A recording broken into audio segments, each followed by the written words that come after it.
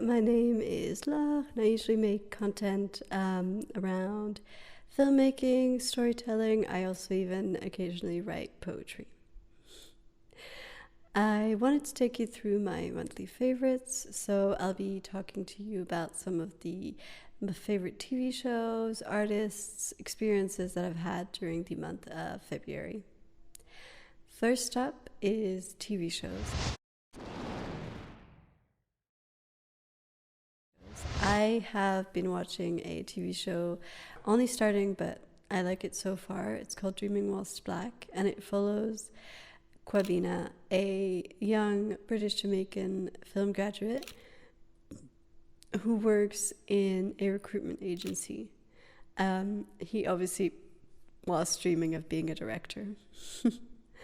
And I related to a lot of the struggles that he has filmmaking, just like getting the money, finding the time to write, get the paperwork together,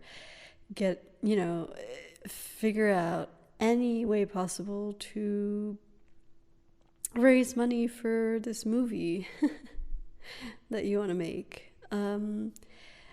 I found the main character to be incredibly touching and to be really multifaceted and complete. So the actor who plays Coleen is also the person who wrote the TV show, and I think that's not only am I incredibly impressed, but that's also I think part of the reason why that character is so well interpreted and so brought to life. I'm also into some of the subjects that contribute to the story, such as, for example, racism, the importance of telling our own stories, as well as sort of the complexities and nuances of community. So yeah, I would definitely check it out.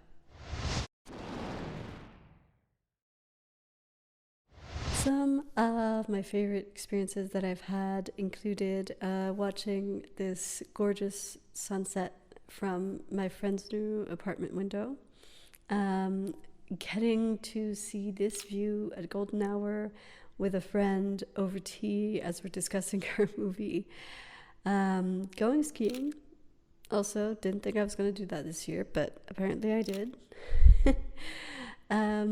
And also a couple phone calls with a friend from film school in Prague. We used to be roommates. She's an actress.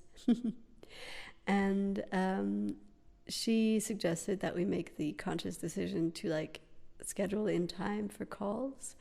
And that's actually been really lovely to sort of catch up and just chit chat and spend time together.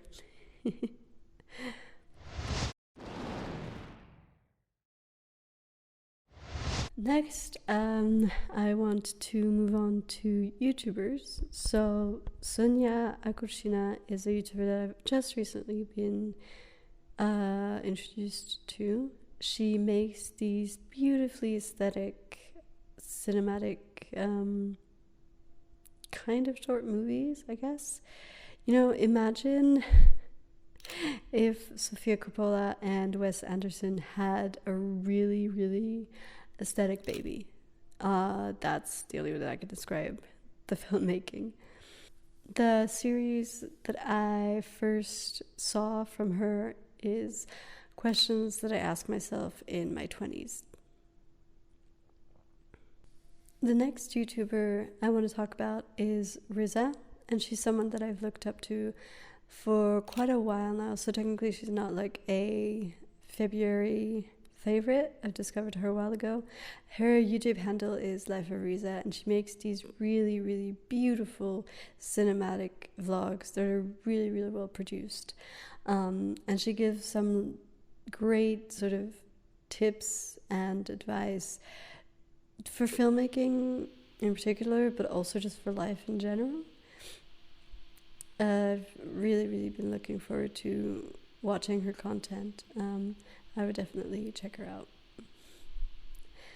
She has one video that's called Why I Started Documenting My Life, I think something like that. And it's really, really beautiful. Like, she really puts a lot of effort into her videos in terms of writing, but also in terms of, with her specifically, I've noticed in terms of set design. It's just incredible, and it really does make such a difference to the final product. Another creator that I've started looking at is Coleen, or Juan Coleen, or Juan Yu. Not sure. Her Instagram is Film W Coleen. So she makes these short form content videos. She also makes long form, but I've mostly seen her short form content, where she makes these little letters to content creators, these love letters to content creators whose content she really likes. And it's like the sweetest thing I've ever seen. Her content really feels like a safe space on the internet. She's also started this series where she uses metaphors to talk about different elements of content creation, which I've also really enjoyed watching. So I would definitely check her out. She's really relatable. She makes content that's really, really approachable. I would definitely check her out. The next filmmaker that I want to talk about is Natalie Lynn. She made a series called Borderless, where she travels through America with her van. She's quite young, she's like 19. But anyway, I just wanted to take a moment to really appreciate the effort, like the dedication, the time, the attention to detail that she puts in all of her videos. They really are mini movies. If you just look at the sort of shot choices, if you look at the editing, if you look at the writing, it's incredible. It's kind of crazy that I get to consume this for free. And I really can't wait to see what she comes up with next. I very recently happened upon this creator who is a young filmmaker whose channel is called Sam's Time Capsule, I believe. I'll link it in the description below anyway. But she makes these 30-second short films with like a 60s aesthetic, and they're super satisfying. Like, the aesthetic is so well executed, and her videos have like this great sense of humor and like this little sort of sassiness to them that I really love. Last person that I want to talk about is Inés Gato, who I found through Instagram, and she's this Spanish DOP. She makes these really short videos where she manages to dilute complex thoughts and like fleeting, evasive feelings into really concise videos that are also somehow visually stunning. I would definitely check her out. There's a ton to learn from her.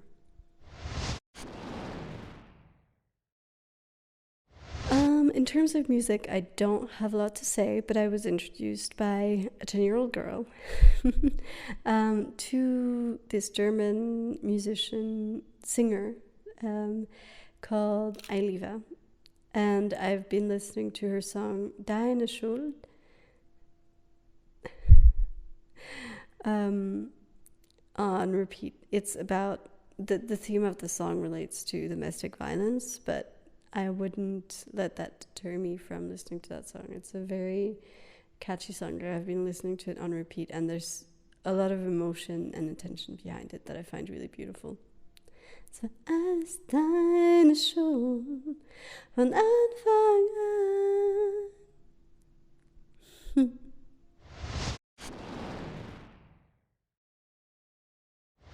A writer that I've been following called Salma El Wardani has a Substack that I'm subscribed to called Cervix Sunday, and I would really suggest it to anyone who is interested in reading beautiful prose and in having these sort of really heart-wrenching, vulnerable thoughts delivered to your inbox every Sunday. She has two pieces that come to mind. One, I can't remember the title of the piece, but it's about her and her adult friend traveling to see their mothers and navigating the heartbreak of families. Another piece of hers that I really liked is called "It's Okay to Say That There Are Some Parts of You That Didn't Survive." And basically it talks about the parts of you that die inevitably as you grow up, and the ways in which she grieves for those parts of her. Obviously, she also has like happier pieces.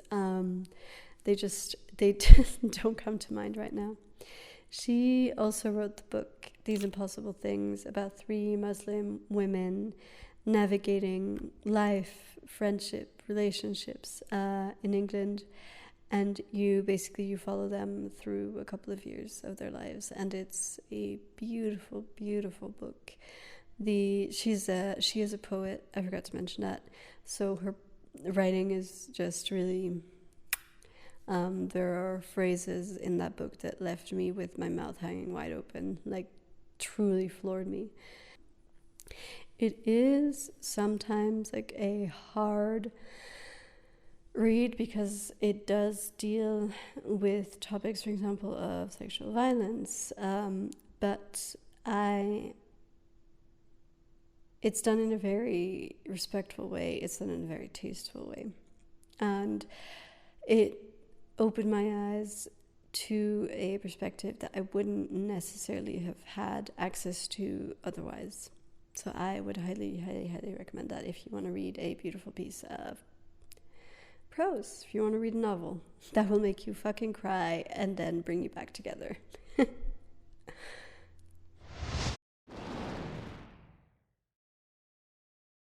A photographer that I've started following called Amanda Kuo is also one to look out for. She makes these lovely little cinematic stills, I would call them. They're like moving pictures, kind of, is the best way that I would describe them.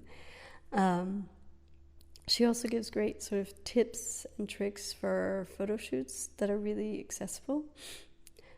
She has her style has a lot of personality, and in my mind, my impression of it is that it sort of blends European aesthetic with the more Asian aesthetic, I guess, in some ways. It's a little edgy for some of the photo shoots. Yeah, I'll just put some examples up here for you to enjoy. All right.